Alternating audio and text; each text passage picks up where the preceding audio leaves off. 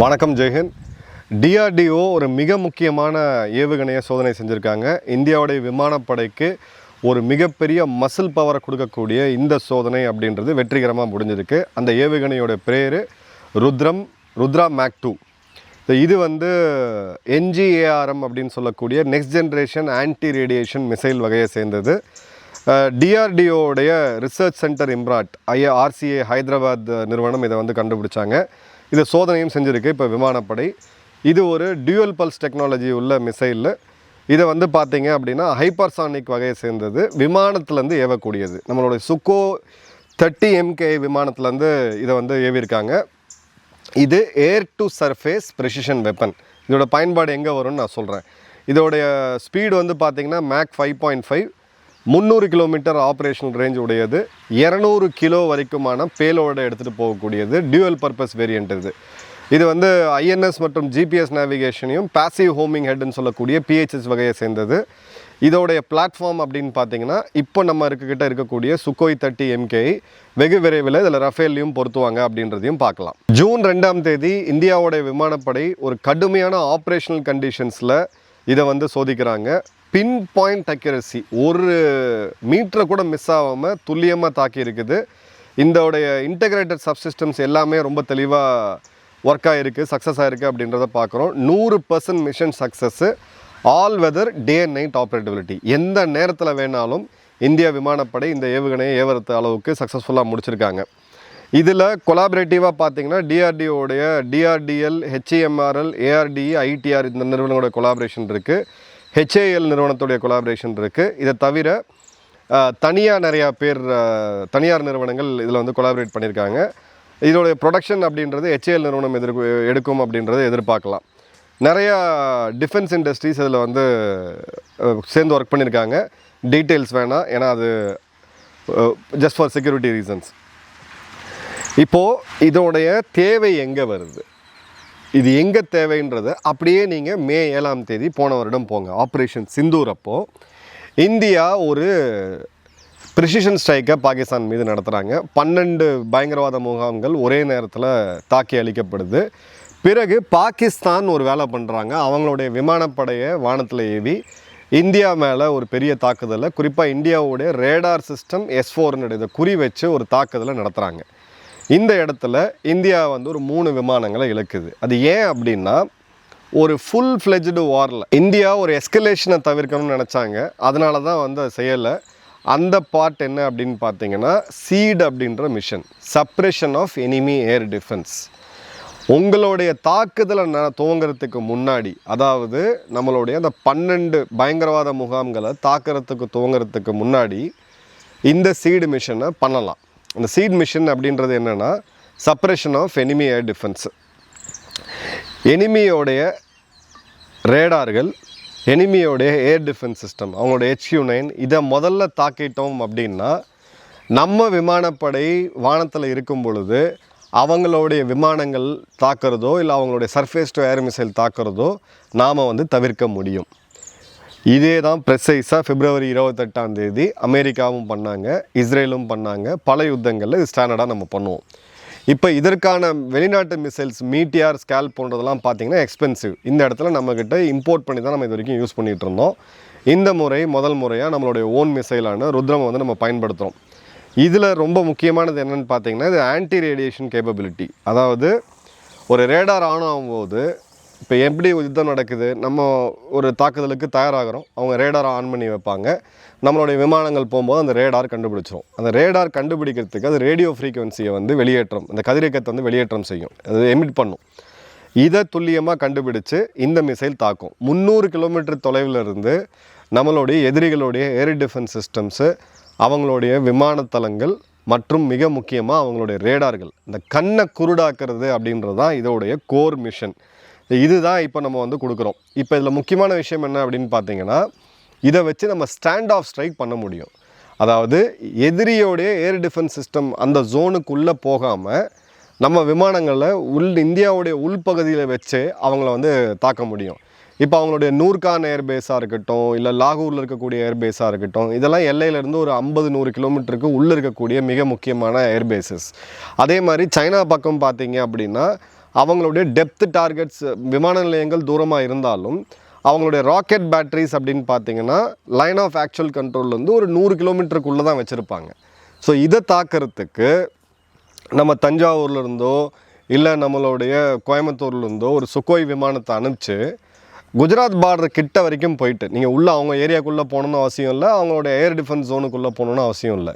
ஒரு 200 கிலோமீட்டர் தள்ளி இருந்தே இந்த ஏவுகணையை செலுத்தி அவங்கள வந்து கம்ப்ளீட்டாக காலி பண்ண முடியும் அப்படின்றத பார்க்குறோம். ஏன்னா 300 கிலோமீட்டர் அப்படின்றது பாகிஸ்தானோடைய எல்லை கிராஸ் பண்ணாமையே நாம் அவங்களுடைய 3/2 பகுதியை ரீச் பண்ண முடியும், டெப்த்தை வந்து ரீச் பண்ண முடியும்.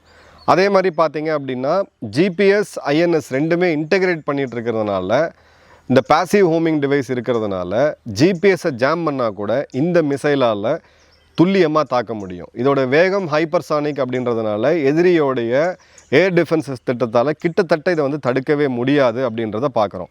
அதே மாதிரி நம்ம இதை வந்து சுக்கோய் 30 MKயில் இண்டெக்ட் பண்ணும்போது நம்மளோட ஃப்ரண்ட் லைன் ஃபைட்டர் ஜெட் ஒரே நேரத்தில் 50-100 விமானங்கள் வைத்து 100 டார்கெட்ஸை ஒரே நேரத்தில் இந்திய விமானப்படை நினச்சாங்கன்னா பண்ணக்கூடிய அளவுக்கு வலிமையை வந்து தருது.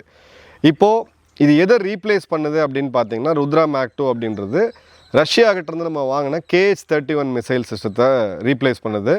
ஸோ நம்மளுடைய ஃபாரின் டிபெண்டன்சிலிருந்து நம்மளை ஷிஃப்ட் பண்ணி இப்போ இந்த இடத்துல கொண்டு வராங்க அப்படின்றத பார்க்குறோம். ருத்ரம் 1 வந்து 250 கிலோமீட்டர்ஸு, இதை ஏற்கனவே சோதனை பண்ணிட்டாங்க, அட்வான்ஸ் டெவலப்மெண்ட்டு. ருத்ரம் மேக் 2 300 கிலோமீட்டர், இப்போ இது சக்ஸஸ்ஃபுல்லாக சோதனை செஞ்சு முடிச்சிட்டோம். ருத்ரம் 3 வந்து பார்த்திங்கன்னா 550 கிலோமீட்டர், ருத்ரம் 4 அப்படின்றது கிட்டத்தட்ட 700 கிலோமீட்டருக்கு மேலே. ஸோ இந்த ருத்ரம் 3 இப்போ டெவலப்மெண்ட்டில் இருக்குது. இன்னும் 3 இடத்துல நம்ம அதை டெஸ்ட் பண்ணி முடிச்சிருவோம். 550 கிலோமீட்டர் டெப்த்து நமக்கு கிடச்சிது அப்படின்னா, அந்த ரேஞ்ச் நமக்கு கிடச்சிது அப்படின்னா கிட்டத்தட்ட மகாராஷ்டிராவில் இருந்து அவங்களுடைய குவைட்டாவில் இருக்கக்கூடிய ஏர்பேஸை இந்தியாவால் துல்லியமாக தாக்க முடியும். அங்கே இருக்கக்கூடிய ரேடாஸை வந்து தாக்க முடியும். நம்ம விமானங்கள் தாக்குதல் நடத்துறதுக்கு முன்னாடியே எதிரியோடைய கண்ணை பிடுங்கி தூக்கி போடக்கூடிய, அதுவும் இவ்வளோ தூரத்துலேருந்து போடக்கூடிய வேலையை வந்து நிச்சயமாக செய்யும். ஸோ இந்த இடத்துல ருத்ரம் 3யோடைய ஸ்பெசிஃபிகேஷன் நம்ம ரொம்ப முக்கியமாக கவனிக்கணும். 550 கிலோமீட்டர் ரேஞ்சு, 2 ஸ்டேஜ் டிசைன் இருக்குது, பெரிய பேலோட் கேப்பபிலிட்டி இருக்குது, மெனூவரபிலிட்டி 16 கண்ட்ரோல் சர்ஃபேசஸ் இதில் இருக்குது, எப்படி வேணால் பண்ணலாம், டீப் பெனிட்ரேஷன் அப்படின்றது இருக்குது. ஸோ அதே மாதிரி பார்த்தீங்க அப்படின்னா நம்மளுடைய இன்டெகிரேட்டட் மிசைல் டிட்டரன்ஸ், அதாவது பிரம்மோஸ், ஆகாஷ், அஸ்த்ரா இந்த மிசைல் சிஸ்டத்தோட சேர்த்தும் இதை வேலை செய்ய வைக்க முடியும். இல்லை குறிப்பிட்டு இப்போ பாகிஸ்தான் இராணுவ தலைமையத்தை தாக்கணும், இல்லை ஒரு ரேடார் வந்து தாக்கி அளிக்கணும் அப்படின்னா அதை மட்டும் குறி வச்சு இந்தியாவில் இருக்கக்கூடிய எந்த ஏர்பேஸ்லேருந்தும் ஒரு சுக்கோய் 30 MKI அப்படின்றது டேக் ஆஃப் பண்ணி அதை வந்து அங்கே வச்சு துல்லியமாக நம்மளால் தாக்க முடியும் அப்படின்றத பார்க்கலாம். ஸோ ஒரு நெட்வொர்க் சென்ட்ரிக் வார்ஃபேரில் ஒரு மிக முக்கியமான இடத்த இப்போ நம்ம வந்து அடைஞ்சிருக்கிறோம் அப்படின்றத பார்க்குறோம். ஸோ இப்போ இந்த இடத்துல நம்மளுடைய இந்த 300 to 550 கிலோமீட்டர் ரேஞ்ச் அப்படின்றது சைனாவோடைய சிஸ்டத்தை ஆல்மோஸ்ட் நம்ம மேட்ச் பண்ணிட்டோம். இனிமேல் சைனாவுக்கும் நமக்கும் இந்த இடத்துல ஒரு பெரிய கேப் இருக்கா அப்படின்னு பார்த்தீங்கன்னா கண்டிப்பாக கிடையாது.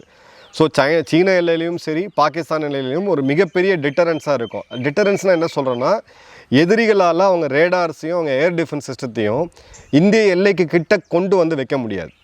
இப்போ லே லடாக் பகுதிகளில் சைனா ஒரு ஏர் டிஃபென்ஸ் சிஸ்டம் வச்சுருக்காங்க, இல்லை ஒரு ராக்கெட் ஃபோர்ஸை வச்சுருக்காங்க அப்படின்னா அந்த இடத்துல ஒரு 200 கிலோமீட்டர் தள்ளி தான் நம்ம ரஃபேல் இப்போ பறக்க முடியும். இந்த மிசைல் நமக்கு வரும்போது அது கம்ப்ளீட்டாக பிரேக் ஆகி அவங்களுடைய ஏர் டிஃபென்ஸ் சிஸ்டம் மற்றும் ரேடார்ஸை பின்னுக்கு தள்ளி வைக்க வேண்டிய கட்டாயத்துக்கு நம்ம எதிரியை உண்டு பண்ணுறோம், அந்த கட்டாயத்தை உண்டு பண்ணுறோம். அதுதான் வந்து நம்ம டிட்டரன்ஸ் அப்படின்னு சொல்கிறோம். அதே மாதிரி மேரிடைமில் கடல் பகுதிகள்லையுமே ஒரு குறிப்பிட்ட கப்பலை தாக்கணும் அப்படின்னா, இப்போது தென்சீன கடல் பகுதியில் இருக்கக்கூடிய கப்பலை தாக்கணும்னா இந்தியா மலாக்கா ஸ்ட்ரெயிட்லேருந்து கப்பலில் ஏவி ஒரு ஏவுகணையை ஒரு விமானத்தை அனுப்பிச்சு அவங்கள வந்து ரொம்ப தூரம் கிட்ட போய் தாக்காமே தாக்க முடியும். அதே மாதிரி மலாக்கா ஸ்ட்ரெயிட்டை தாண்டி வரக்கூடிய சீன கப்பல்களை தாக்குறதுக்கும் இது வந்து பயன்படும் அப்படின்றத பார்க்குறோம். ஸோ நமக்கு ஒரு கன்வென்ஷனல் ஸ்ட்ரைக் ஒரு மிகப்பெரிய ஒரு அட்வான்டேஜை வந்து கொடுக்குது. ஏர்ஃபீல்டு சப்ரேஷன் நமக்கு அட்வான்டேஜ் கொடுக்குது. அதே மாதிரி பாகிஸ்தானுடைய ஸ்ட்ராட்டஜிக் டெப்த்து, இந்த நாய் உட்காந்துட்டு இருக்க மாதிரி ஒரு ஷேப்பில் அந்த நாடு இருக்கும். ஸோ அவங்களோட இந்த 500 கிலோமீட்டர் ரேஞ்ச் அளவுக்கான எந்த இடத்தையும் தாக்கக்கூடிய ஒரு அட்வான்டேஜ் வந்து கொடுக்குது. அதே மாதிரி ஃபஸ்ட் மூவர் அட்வான்டேஜும் கொடுக்குது. ரொம்ப ரொம்ப ரொம்ப ரொம்ப இம்பார்ட்டண்ட்டான ஒரு விஷயம்.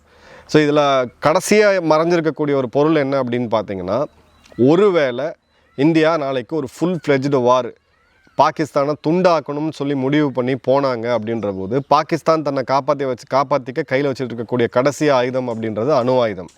ஸோ அந்த அணு ஆயுதத்தை ஏவக்கூடிய பேசஸ் மற்றும் அதோடைய கிடங்குகள் மற்றும் அதோடைய ரேடார் சப்போர்ட் சிஸ்டம், அதோடைய சைலோஸ் அண்ட் லான்ச்சஸ், இதை இந்த மிசைலை வச்சு குறி வச்சு முதல் நாள்லேயே தாக்கி முடிச்சிட்டாங்க அப்படின்னா பாகிஸ்தான் அணு ஆயுதத்தை வச்சுக்கிட்டு அங்கே ஊறுகாய் கூட போட முடியாது. ஏன்னா இதை வந்து நம்ம ஏற்கனவே டெமோ மே 10ஆம் தேதி போன வருடம் கொடுத்துருக்குறோம். அதிலே நம்ம வந்து தெளிவாக பார்த்தோம் எந்த இடத்துல வந்து நமக்கு அந்த மிசைலோடைய கேப்பபிலிட்டி இருக்குது, அது எந்த அளவுக்கு போயிருக்கு அப்படின்றத நம்ம ரொம்ப தெளிவாக பார்த்தோம். அவங்களோட அணு ஆயுதங்களில் ஜஸ்ட்டு சாம்பிளுக்காக கை வச்சு காமிச்சோம். அது அப்போ வந்து நம்ம பிரம்மோஸ் பயன்படுத்தணும். இப்போ வந்து பிரம்மோஸ் போன்ற காஸ்ட்லி மிசைலை வந்து பயன்படுத்தணும் அப்படின்ற அவசியமும் கிடையாது. ப்ளஸ் இது வந்து கம்ப்ளீட்டாக இந்தியாவிலேயே தயாரிக்கிறதுனால இதில் வந்து பார்த்திங்க அப்படின்னா நமக்கு அந்த சுயசார்பு அப்படின்றதுமே ரொம்ப இம்பார்ட்டண்ட்டாக இருக்குது.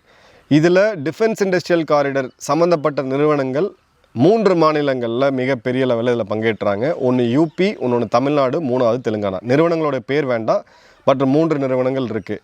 ப்ளஸ் இதோட எக்ஸ்போர்ட் மார்க்கெட் அப்படின்னு எடுத்திங்கன்னா சவுத் ஈஸ்ட் ஏஷியாலேயும் சரி, துருக்கியை செக் பண்ணுறதுக்கு சைப்ரஸ், கிரீஸ் போன்ற நாடுகள், ஆஃப்ரிக்காவில் இருக்கக்கூடிய நாடுகள், இதோட மிகப்பெரிய பையராக இப்போ நான் பார்க்குறது யார் அப்படின்னு பார்த்தீங்கன்னா UAE.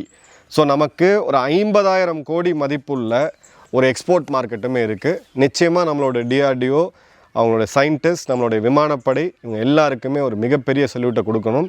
அடுத்த முறை இந்தியா பாகிஸ்தான் மீது தாக்குதல் நடத்தும் போதோ இல்லை சீனா வாலாட்டினாலோ இந்த மிசைலை நம்ம லைவாக பார்க்கணும் அப்படின்றது என்னுடைய ஒரு ஆசை.